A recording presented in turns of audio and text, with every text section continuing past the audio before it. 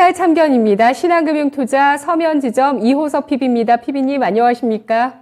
네, 안녕하십니까. 이호섭 PB입니다. 네, 어제 탄력이 높았던 종목들을 화면으로 확인해봤습니다. 그동안 잘 공략을 해주셨던 IT주들 눈에 띄고 있고요. 또 가상화폐 관련해서 단알의 상승 탄력도 어제 눈에 띄고 있습니다. 오딘 대만에 출시한 카카오게임즈 또 리스트에 올라왔고요. 그리고 제가 어제 이 시간에도 이 종목 눈에 띈다고 말씀드렸던 IB 김영, 어제 분봉을 보시면 10시 구간에 저점을 형성하고 장 마감의 고점으로 마감되면서 10%의 탄력을 보였습니다. 눈에 띄는 종목들이 많은데요. 이 가운데서 오늘 어떤 종목을 리뷰해 볼까요? 네, 오늘 리뷰할 종목은 IB 김영입니다. 그 IB 김영 같은 경우에는 많은 분들께서 이제 내용 알고 계실 건데요. 편입교육과 관련된 이제 대표적인 기업이라고 생각하시면 되거든요. 기존에 이제 보통 이제 저희가 일반적인 교육을 생각하면 메가스터디라든지 이쪽을 생각할 수가 있지만 편입에 조금 특화돼서 생각을 한다면 IB 김영을 가장 먼저 떠올릴 수가 있고요. 편입 시즌이 앞다가 오면은 이제 실적이 잘 나오는 그런 경향을 가지고 있는 기업 중에 하나입니다. 그렇지만 최근에 이제 시장에서 주목받은 것은 한 두 가지 정도 이슈로 말씀을 드릴 수가 있는데요. 첫 번째 이슈부터 말씀을 드리자면 윤석열 당선인이 이제 민간 주도 이제 일자리 창출을 하겠다라고 얘기를 했습니다. 이것은 민간 주도라는 것은 결국 기업들이 필요한 인원을 충원을 하는 이제 그렇게 되도록 이제 유도를 하겠다는 거고요. 그러면 기업들이 이제 데리고 오기 위한 인력이라고 하면 그만큼 이제 그만한 이제 능력을 갖춘 이제 인력들이 돼야 되니까 그런 인력들을 만들기 위한 교육이 활성화된다는 것입니다. 교육에 대한 지원이 들어간다는 것이고요. IB 김영은 편입으로 유명하긴 하지만 최근에 이제 취업 카테고리에서 굉장히 좀 강세를 띠고 있는데요. 컴퓨터라든지 뷰티와 같은 교육에 있어서 굉장히 강세를 띠는 것이 특장점이라고 할 수가 있습니다. 이런 부분 보았을 때 앞으로 IB 김영의 이제 정책적인 수혜로서 움직일 수 있는 부분 굉장히 좀 많다라고 생각하고요. 여기서 지금 한 가지 추가적으로 얘기가 나온 거 있어서 한 가지만 더 언급드리면 이번에 오늘 안철수 전 후보가 이제 안철수 대표가 국무총리를 안 하겠다라고 얘기를 했거든요. 그러면서 하마평에 올랐던 3인 중에 한 명 중에 한덕수 전 이제 국무총리가 있습니다. 지금 이 한덕수 국무총리 관련주로 아이스크림 에듀가 조금 엮이고 있는데요. 옛 MB 정부 때 이제 국민경제자문위원으로 시공테크 이제 모기업인 시공테크 이기석 회장하고 함께 참여했다라고 해서 시공테크 계열사로서 아이스크림 에듀가 조금 시장에서 시세를 받고 있거든요. 그래서 오늘 이제 시세가 나왔기 때문에 이런 부분까지 좀 참고하신다면은 매매하시는데 큰 도움이 될 거라고 생각하고요. 정책 지원에 대한 부분은 확실하다고 생각을 하기 때문에 시세로서는 더 추가적으로 상승할 여력이 있다라고 생각을 하고 있습니다. 지난번 한번 이탈을 했었기 때문에 목표가 새로 드릴 텐데요. 신규 목표가 4,300원 전 고점 부근으로 해서 이 가격까지 한번 대응해 보셨으면 합니다. 네, IB 김영 오늘장은 상승에 대한 피로감으로 5% 후반으로 하락을 하고 있는데요. 관심 있게 보자는 의견 제시했고요. 또 추가적으로 국무총리 관련해서 또 의견 주시면서 아이스크림 에듀 꼽아주셨습니다. 4월 3일에 차기 정권의 국무총리 후보가 발표가 되는데요. 그 가운데서 언론사의 단독 보도에서 한덕수 전 국무총리가 국무총리 후보에 들어갈 수 있다라는 내용이 나오고 있고요. 관련주로 또 움직일지도 지켜보겠습니다. IB 김영은 목표 주가 4,300원 제시하고 대응해보자는 의견 받습니다. 이어서 오늘 이슈의 참견 들어가 보시죠. 은은한 등불, 교육 관련주. 대선 기간 동안 또 한 차례 움직였던 게 교육 관련주고요. 취업 관련주입니다. 차기 정권에서 교육 혁신에 대한 의지도 보여주고 있죠. 윤석열 대통령 당선인이 지난 22일에 발언을 했는데요. 보시면 교육과 노동개혁의 필요성을 강조하면서 이것을 통해서 우리나라 잠재 경제 성장률을 끌어올려야 된다라고 강조를 했습니다. 윤 당선인의 교육 분야 공약을 제가 좀 살펴봤는데요. 보니까 초등학교 코딩, AI 교육의 필수화, 그리고 대학과 기업이 함께하는 첨단 기술 분야별 인재 양성, 그리고 기초과학 연구 투자에 현재 5조 원 규모의 투자해서 대폭 확대하는 방안 꼽히고 있습니다. 디지털 인재, 과학 인재를 육성하는 시스템이 공교육을 통해서 가능해질까요? 오늘 이슈 알아보겠습니다. 네, 제가 보통 저희가 교육은 백년지 대계라고 부르고 있습니다. 그렇다면 관점을 뭐 짧게 보는 것이 아니라 길게 보는 것이 맞다라고 표현을 할 수가 있고요. 현실에서도 그렇지만은 주식시장에서도 교육 관련주는 어느 정도는 비슷한 논리가 통한다라고 할 수 있습니다.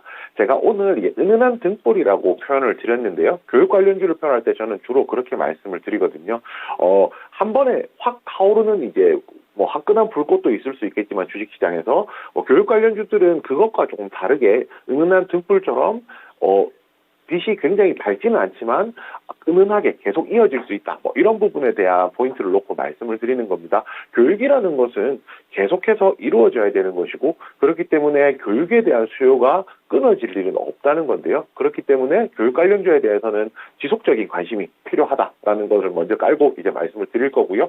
그 학령 인구에 대한 말씀을 드리겠습니다. 학령 인구는 초등학교부터 고등학생까지 정규적인 교육을 받아야 되는 인구를 말하는 거고요. 교육주들이 전형적인 디스카운트죠. 교육주들의 주가를 이제 저평가받게 하는 가장 대표적인 이유 중에 하나가 학령 인구입니다. 이 학령 인구라는 것은 결국에는 공부를 해야 되는 교육의 대상이 되는 인구가 점점 줄어들고 있다는 것인데요. 이 학령 인구 감소가 그렇다면 교육주에 무조건 나쁜 것이냐 하면 기본적으로 나쁜 것이지만 그 외의 다른 요소들을 본다면 꼭 나쁘지만은 않다라고도 말을 할 수가 있다는 겁니다. 그 이유는 바로 이제 사교육비 지출에 대한 겁니다. 저도 뭐 마찬가지일 거고요. 대부분의 학부모들이 마찬가지일 건데, 과거에 비해서 자녀를 그렇게 많이 낳지 않기 때문에, 그 소수의 자녀에게 더 많은 사교육비를 지출하고 투자를 하는 것에 대해서 거부감이 많이 좀 줄어들었다고 생각을 합니다. 그래서 1인당 사교육비 지출 같은 경우에는 과거보다 점점 더 많이 늘어나고 있고요. 지금 실제로 비교를 해보았을 때 코로나19 이전의 교육비 지출하고 현 시점에서 교육비 지출을 비교해 본다면 거의 차이가 나지 않을 정도로 교육비와 관련된 지출이 많이 줄어들었다가 지금 회복세에 있는 것도 굉장히 좀 중요한 포인트라고 할 수 있습니다. 그 교육시장은 뭐 초등학생, 초중등, 그 다음에 고등, 이렇게 좀 나눠볼 수도 있는데요. 그 중에서 특히 이제 고등교육이 사실 교육에 있어서는 뭐 꽃이라고 할 수가 있습니다. 학령 인구도 많을 뿐더러 여기에 이제 교육에 대한 교육비 지출, 당장 이제 수능이라는 이제 이벤트가 앞두고 있기 때문에 교육비 지출을 조금 더 아까워하지 않는 뭐 그런 경향들이 이제 포함이 되는 건데요. 고등교육 같은 경우에 이제 앞으로 정시 비중이 점차 더 늘어난다라고 합니다. 정시 비중이 늘어날수록 말 그대로 수능 시험을 통해서 이제 대학을 가기 때문에 그에 따른 이제 시험 공부가 더 많이 필요하게 되는 것이고요. 그렇게 될수록 정시 교육과 관련된 고등교육과 관련된 이제 업체들 같은 경우에는 조금 더 수혜를 볼 것이라고 예상을 하고 있습니다. 이런 이제 고등교육의 중요성이 더 늘어나는 것도 굉장히 교육에 있어서는 중요한 한 포인트가 될 것이고요. 오늘 뭐 추가적으로 말씀드리고 싶었던 것은 기존에는 이제 모든 교육의 중심이 고등교육이었다라면 최근에는 초등과 중등교육도 많이 이제 부각되고 있다는 겁니다. 초중등 교육이 많이 부각되는 이유 중에는 뭐 아시다시피 최근에 뭐 이제 고등학교 교육만 가지고는 이제 더 이상 경쟁 변별력이 없어서 초등학교, 중학교 때부터 교육이 미리 들어가야 된다. 뭐 이런 생각들도 기저에 깔려 있는 것이고요. 최근에 이제 초등교육, 중등교육이 부각받는 것은 바로 스마트 홈러닝 때문입니다. 이 스마트 홈러닝이라는 것은 뭐 저희가 패드죠.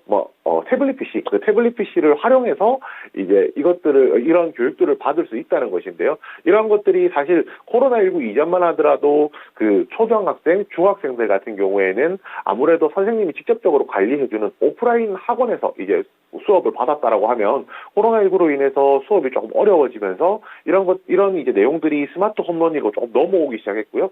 오히려 이제 이런 것들이 조금 더 익숙해지면서 굉장히 좀 저변이 확대되는 그런 현상이 있습니다. 그리고 교육 관련주에는 굉장히 중요한 특징이 있는데요. 바로 락인 효과라는 겁니다. 많은 분들께서 생각해 보시면 자녀가 어떤 한 학원에 가면 그 다니던 학원을 옮기는 것이 쉽지가 않거든요. 이 교육 플랫폼도 마찬가지입니다. 한 가지 교육 플랫폼을 활용하다 보면은 다른 이제 비슷한 가치 플랫폼이라고 하더라도 익숙한 곳에서 다른 곳으로 건너기가 굉장히 힘들다는 건데요.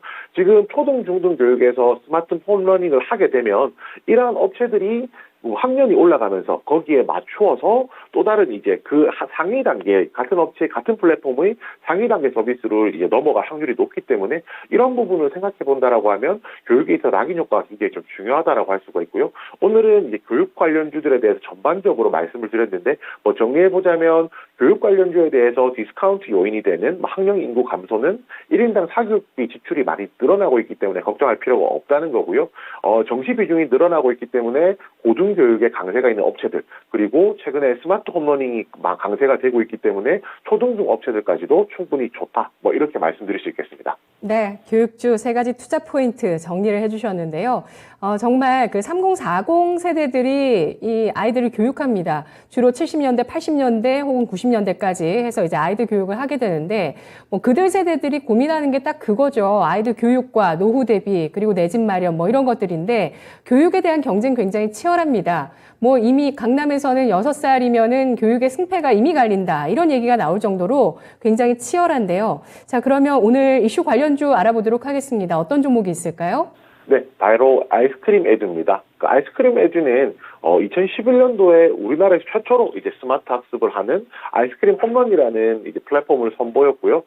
초등학생들을 중심으로 해서 중학생들까지 이런 컨텐츠들을 활용하는 이제 사업을 하고 있습니다. 뭐 이런 부분에서 굉장히 좀 큰 의미가 있다라고 할 수가 있는데요. 뭐 실적만 놓고 본다면 뭐 작년에 이제 뭐 아무래도 이제 뭐 투자라든지 이런 부분들 때문에 적자가 나긴 광고 선전비 때문에 적자가 나긴 했지만 이런 부분들은 플랫폼이 자리를 잡고 뭐 그 사용자들이 많이 늘어나면은 이제 회복이 되는 부분이거든요. 오히려 이제 아이스크림 에듀 같은 경우에 장점이 국내 이제 스마트 학습지 시장을 좀 개척했던 이런 부분들이 있기 때문에 아무래도 경쟁사 대비했을 때는 그 월 수강료라든지 이런 부분들을 더 늘릴 수가 있고요. 그리고 유료 회원들 같은 경우에도 꾸준히 증가를 하고 있습니다. 오히려 지금 오프라인이 강세를 띠기 어려운 시장이라고 하면 온라인 교육에서 아이스크림 에듀에 좀 주목해 볼 필요가 있다라고 생각합니다. 네.